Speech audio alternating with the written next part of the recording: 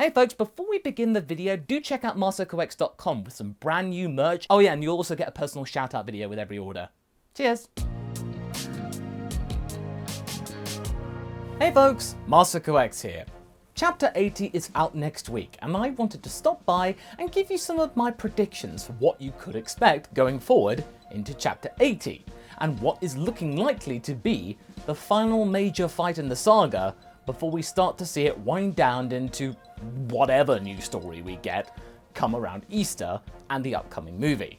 You see, it's all connected. By the way, if you want to see our more detailed reviews about the manga and these chapters, aside from the ones we talk about on the main channel, where time is relatively limited, and it's a little bit more comedic and satirical, do check out our second channel Up on the Lookout for Haverok and I's more in-depth discussions in a podcast form. You can also find them on podcasting services like Spotify, Apple Music and whatnot. Just look Up on the Lookout and you'll find your goods. By the way, I'm not using any spoilers here or any clues.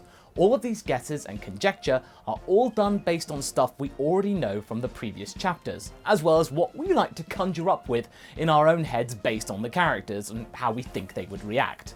So you can be safe from them here. The spoilers can't hurt you, my friends. So let's quickly go over the predictions we made last month before we look at this month, and see how we stacked up in regards of our said guesswork.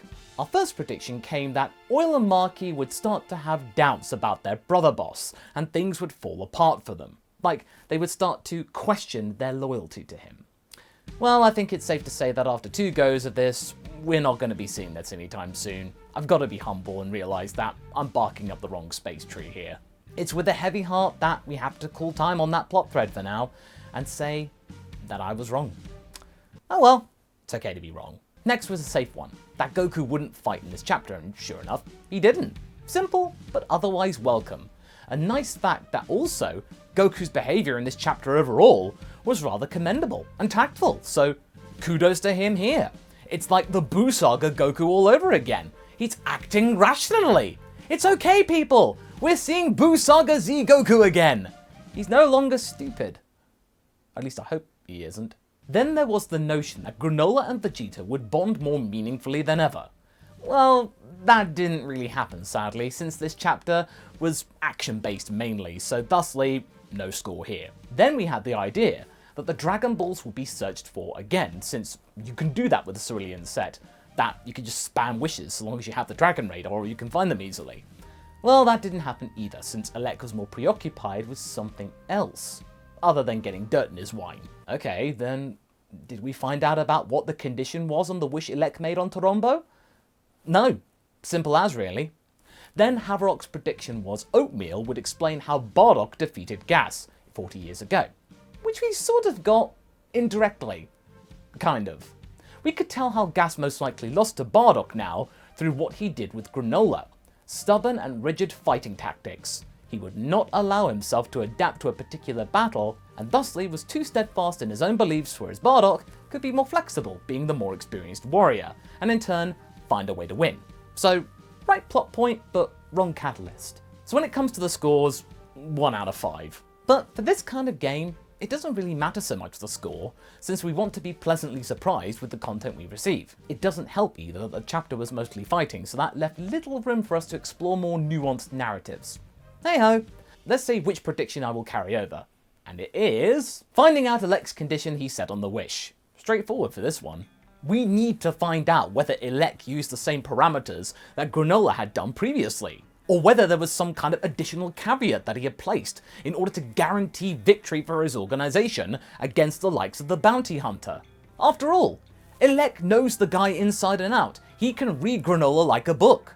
If he was able to carefully articulate his wish to Torombo, and perhaps negotiate a suitable condition for the wish to work, he could maybe secure the on-paper win for Gas. But that doesn't really amount to a hill of beans if the person you bestow phenomenal cosmic power on is incredibly belligerent, which Gas is, when using other acquired powers that they have no personal attachment to. Yeah, Elec, that was kind of an oversight.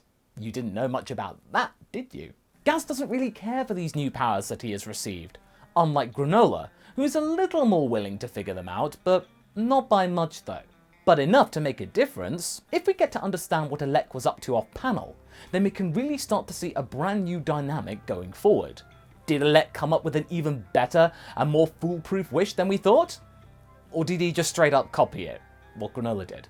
I want what Granola had. I hope it's not the latter. But Dragon Ball tends to veer to the more obvious conclusion a lot these days, so I guess we better not expect too much. Nevertheless, I'd still like to know whatever outcome it is. Scratch that particular itch. But we're not done with Elec and his position in the story just yet. Because this next one, is something both Haverok and I think could happen. The one last twist that was promised to us by the Dragon Room in recent news before the saga would end. That Elec's errand that he talked about was to call Frieza. Both Have and I think this, so this is his prediction as well. Have? Masako? What are you doing? Do you want the bad ending that much? I know.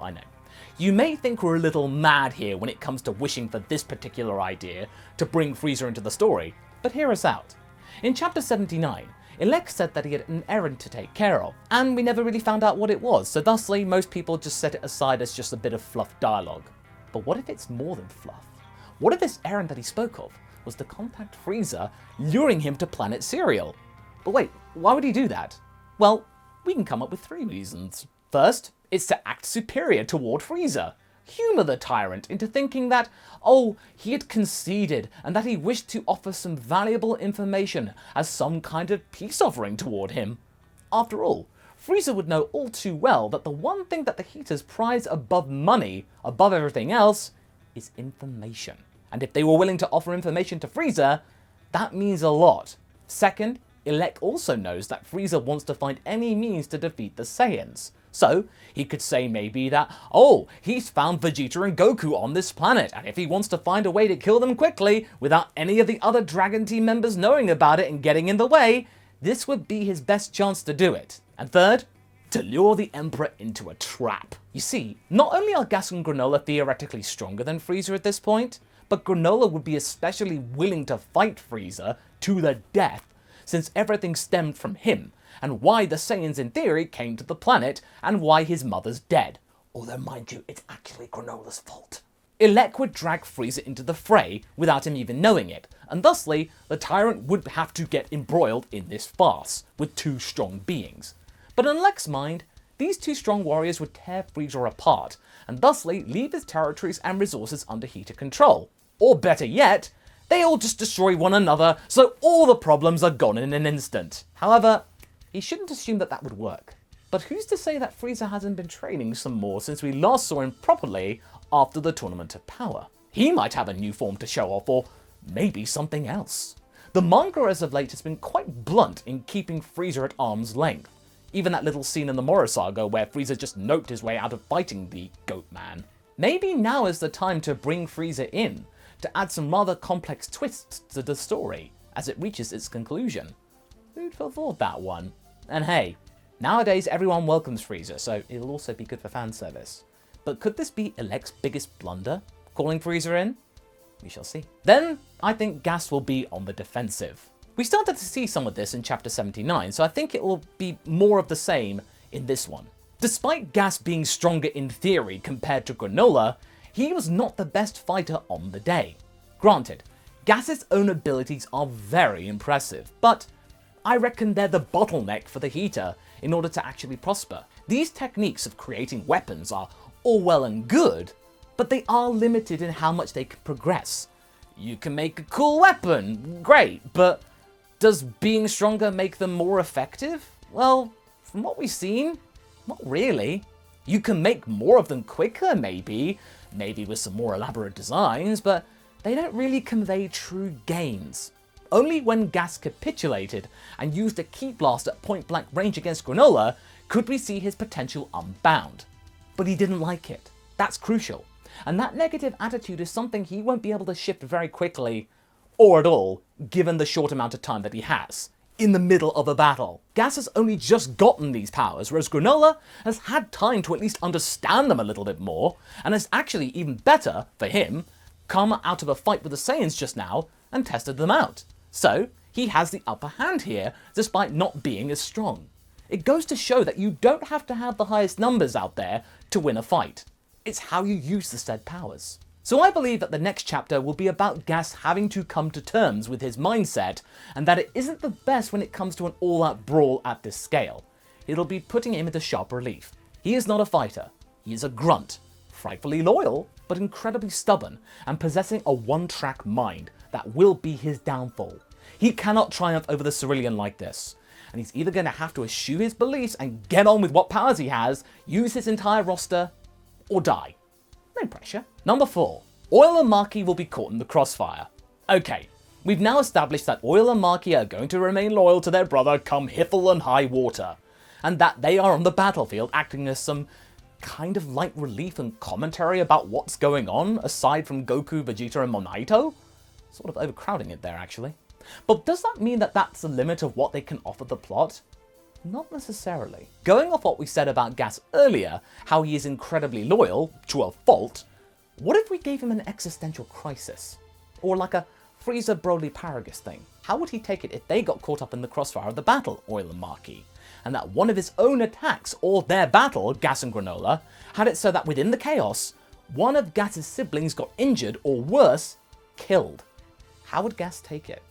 Would their blustering around the arena whilst Elec remained far away be their undoing, and ultimately have it that Maki in particular could be accidentally hurt or offed by this conflict, seeing as how she's done the most interaction and the audience has seen her the most, and also girl?